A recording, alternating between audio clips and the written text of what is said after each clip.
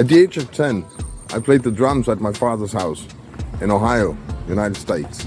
And I was around 10 when I sailed this big ship all by myself. Whew. Recording videos for YouTube is tough, so after 4 minutes we had to have some cake and coffee. It was at least 5 minutes. My dad has been a sailor all of my life, working as a professional diver on light vessels. And he was also a certified explosives expert, blowing up shipwrecks. Most of the time he was working on this ship called Argus, but he has also been working in more exotic places all around the world. My parents was divorced when I was about 3 years old, and I really don't know exactly what my father did. I know he met my mom in a bank. He was a banker, and ever since they split up, he was at Tulip base on Greenland. But what I know is my dad had a lot of different occupations around the world, in Ohio, America, and Tripoli in Libya, and I don't know where in Italy, but he met his new wife in Italy. So, and when I visited him, I've been both to Ohio and to Libya. He always had these little offices. Maybe he was a spy. I like to think so. And that was one of the biggest impacts about traveling for me, visiting him in America and in Libya. I spent several school holidays with my dad, sailing the Danish waters and getting to know the crew and the sea and everything. My mother, on the other hand, she wasn't much of a traveler, so we spent most of the holidays in Denmark. But I treasured all of these holidays because they were wonderful, and with my family. My mother, she had her own shop and often went to Italy and France to get new items for her shop. We spent a lot of summers on a boat that my stepdad and his father built. So a lot of summers were on the oceans around Denmark. But from a childhood like that, how did we end up in a motorhome? Why not something else? I don't know. I think it's because all the places I went to were job related from my father's side. But something about sailing around Denmark was nice because you had your own way, and you could, park the boat wherever you wanted. And you always had a new view, and so with a motorhome you can always choose your own path and choose where you want to go.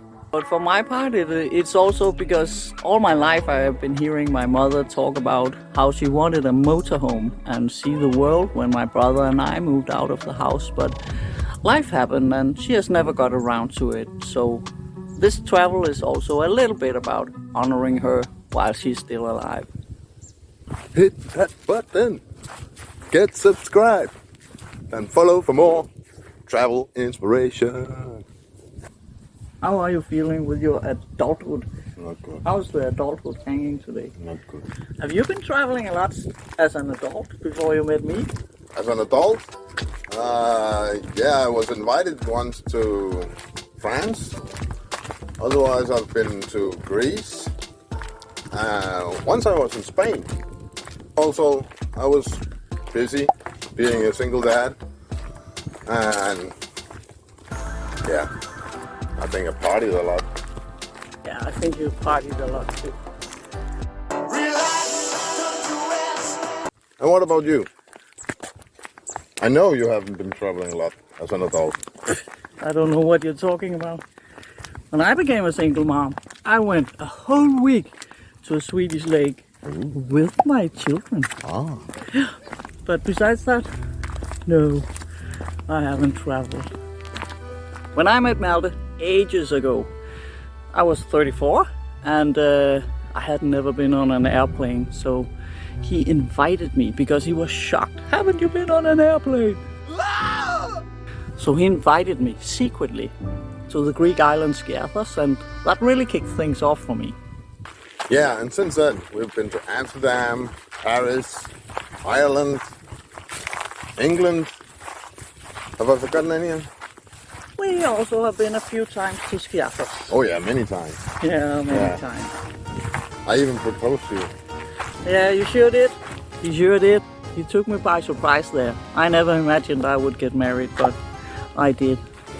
Give me my heart in the comments if you also think that proposing in the moonlight on your favorite island is super romantic. But from going from there to being a full-time traveler, that's a... Watch your step, my dear. But from going from that to being a full-time traveler, that's a whole other story for another time. yeah. Let us know in the comments what countries you've been to. Or how many, if there are too many to write. And where have this wanderlust taken us the past 5 years? We've been everywhere, in Europe that is, and seeing Greek temples in Italy. We've been tending horses at a stud in Spain. But we've also been to crazier places like the Capuchin catacombs in Sicily, where we saw dead people, hundreds of mummified dead people, and the Torture Museum in Toledo. If you're a fan of a bit more special travel destinations, check this one out. And this one.